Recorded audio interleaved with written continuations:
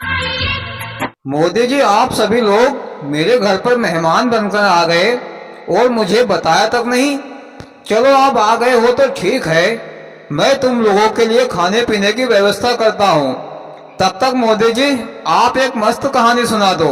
भैया लालू जी, जब भी मैं तुम लोगों के साथ बैठता हूँ तुम लोग कहानी की फरमाइश करने लगते हो।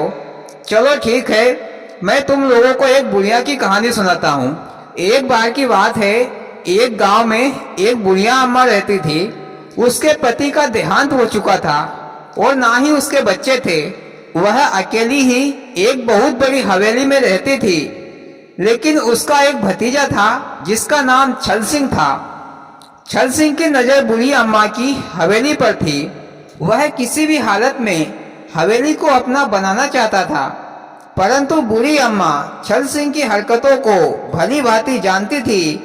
इसीलिए बूढ़ी अम्मा छल सिंह को हवेली नहीं देना चाहती थी। मोदी जी, छल सिंह को जरा शांति रखना चाहिए था। अरे, बुढ़िया के मरने के बाद तो हवेली उसी के नाम हो जाएगी। पर भैया, छल सिंह को इतनी सबर कहाँ थी? तुमने वो कहावत तो सुनी होगी ना, काल करे सो आज कर, आज करे सो अब। बुढ़िया मर जाएगी तो हवेली चली जाएगी सब। हाँ भैया। फिर एक दिन छल सिंह अपनी काकी से मिलने के लिए हवेली पर पहुंचा और अपनी काकी से कहा, काकी, तुम क्यों इस बुढ़ापे में आफत और परेशानी उठा रही हो? ये हवेली मेरे नाम कर दो, मैं कल से ही तुम्हारी जिंदगी संवार दूंगा। तुमको ऐसो आराम से रखूंगा और खाने पीने के लिए रोज नए नए पकवान दूंगा। वैसे भी काकी, ये हवेली तुम्हारे मरने के बाद मेरी ही होगी, सो आज ही कर दो। मेरे सिवाय तुम्हारा और कोई दूसरा रिश्ता तो नहीं है। तो बूढ़ी अम्मा ने कहा कि छल सिंह, तुम ये बात मुझसे ना ही करो तो ठीक है। मैं पहले भी तुम्हारे साथ रह चुकी हूँ। तुमने मेरे को कितना ऐसो आराम दिया है। तुम भी जानते हो, मुझसे अपने घर का सारा काम करवाते थे और पकवान की जगह पर खाने पीने को बासी रोटी और मिर्ची देते थे। अरे, कुत्ते से बदतर हालत कर दी थी तुमने मेरी। अब मैं तुम्हारी बातों में नहीं आऊंगी। जाओ, निकल जाओ इस हवेली से। फिर छल सिंह हवेली से वापस आ गया, लेकिन छल सिंह को चैन ही नहीं था। छल सिंह ने फिर सोचा कि अब घी सीधी उंगली से नहीं निकलेगा, अब उंगली को टेढ़ी करना ही पड़ेगा। फिर एक दिन छल सिंह ने एक बदमाश गुंडे को अपने घर पर बुलाया और कहा, गुंडे भाई साहब, तुमको किसी भी तरीके से उस बूढ़ी अम्मा के पास से हवेली के कागज लाना है और मुझे देना है। इसके बदले में मैं तुम्हें मुंह मांगा पैसा दूंगा। तो गुंडे ने कहा कि ठीक है। फिर वह बदमाश रात को हवेली में गया।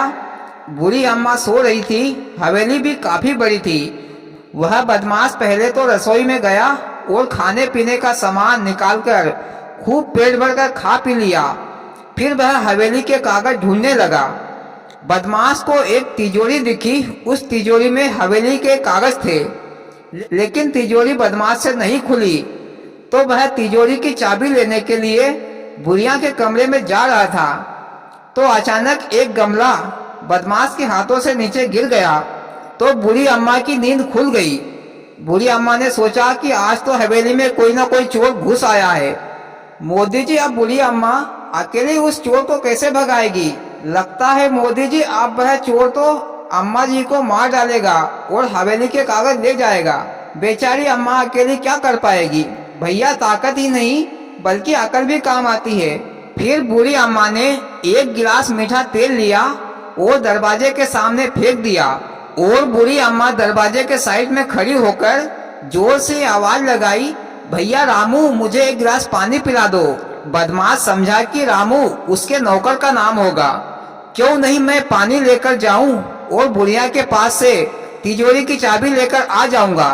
फिर वह बदमाश गिलास में पानी लेकर जैसे ही अम्मा जी के कमरे में गया तो दरवाजे पर तेल गिराने से उसका पैर फिसल गया और वह बदमाश गिर गया। तो बूढ़ी अम्मा ने अपनी लकड़ी से बदमाश को मारना शुरू कर दिया और जोरों से चिल्लाने लगी कि हवेली में चोर घुस गया है। ये आवाज सुनकर पड़ोसी लोग इकट्ठे हो गए और बदमाश को बहुत मारा और पकड़कर सुबह पंचायत में ले गए। गांव के मुखिया ने बूढ़ी अम्मा से कहा, अम्मा जी, तुम्हें अब इस उम्र में अकेले नहीं रहना चाहिए, इसलिए तुम अपने भतीजे छल सिंह के साथ रहो, वही तुम्हारी देखरेख करेगा। तो बूढ़ी अम्मा ने कहा कि मुखिया जी, मेरा भतीजा मेरी हवेली के पीछे पड़ा है। पहले मैं इसके साथ रही थी तो इसने मुझे नौकर बनाकर रखा था और खाने को बासी कुर्सी देता था, तो अब मैं इसके साथ कैसे रहूं? फिर मुखिया ने उस बदमाश से पूछा कि तुम हवेली में क्या चुराने के लिए गए थे, बताओ, नहीं तो तुम्हें कड़ी सजा दी जाएगी। ये सुनकर छल सिंह अपनी गर्दन हिलाते हुए बदमाश को मना कर दिया कि मेरा नाम नहीं बताना, लेकिन अम्मा छल सिंह का इशारा समझ गई। फिर अम्मा ने कहा, मुखिया जी, आप इस चोर को छोड़ दो, इसे कोई सजा ना दो। आज से यह चोर मेरा बेटा है, यही मेरी देखभाल करेगा तथा मेरे मरने के बाद यह हवेली इसी की होगी। फिर पंचायत खत्म हो गई। फिर बूढ़ी अम्मा उस बदमाश को अपनी हवेली में ले आई। दूसरे दिन गांव के बाहर छल सिंह ने उस बदमाश को बुलाया और कहा, गुंडे भैया, तुम उस बुढ़िया को कब मारोगे और हवेली के कागज मुझे कब दोगे? तो बदमाश ने कहा, शेर जी, अब वह बुढ़िया मेरी माँ है और मैं अपनी माँ को कभी भी नहीं मारूंगा, और ये हवेली का सपना देखना बंद कर दो, अब ये तुम्हें कभी भी नहीं मिलेगी। तो छल सिंह ने कहा, गुंडे महाराज, तुम मुझे नहीं जानते हो, मैं हवेली के लिए अपनी काकी को मरवा सकता हूँ, तो तुम कौन से खेत की मूली हो, मैं तुझे भी मरवा दूंगा। ये सारी बातें पेड़ के पीछे खड़ी बूढ़ी अम्मा और मुखिया और गांव वाले सुन रहे थे। फिर गांव वालों ने छल सिंह को पकड़ा और पंचायत में ले आए। छल सिंह को पंचायत में ये सजा सुनाई कि आज से जब तक बूढ़ी अम्मा जिएगी तब तक छल सिंह इस गांव में नहीं रहेगा, और 10,000 रुपया जुर्माना भी वसूला गया। मोदी जी छल सिंह को बहुत जल्दी थी हवेली लेने की। अगर धीरज और शांति रखता तो हवेली उसी को मिलती, लेकिन मोदी जी अब तो ये हवेली तीसरे यानी कि उस चोर बदमाश को मिल गई। हाँ भैया, सही कहा। फिर वह बदमाश और अम्मा उस हवेली में माँ बेटे बनकर आराम से रहने लगे। इस प्रकार बूढ़ी अम्मा की चतुराई से हवेली बच गई और भैया कहानी खत्म। वाह मोदी जी, क्या मजेदार कहानी सुनाई, सुनकर मजा आ गया और सबक भी मिला। और भाइयों, आपको कैसी लगी मोदी जी की कहानी कमेंट में जरूर बताना, और वीडियो को लाइक और सब्सक्राइब जरूर करना। भोलेनाथ सबके साथ।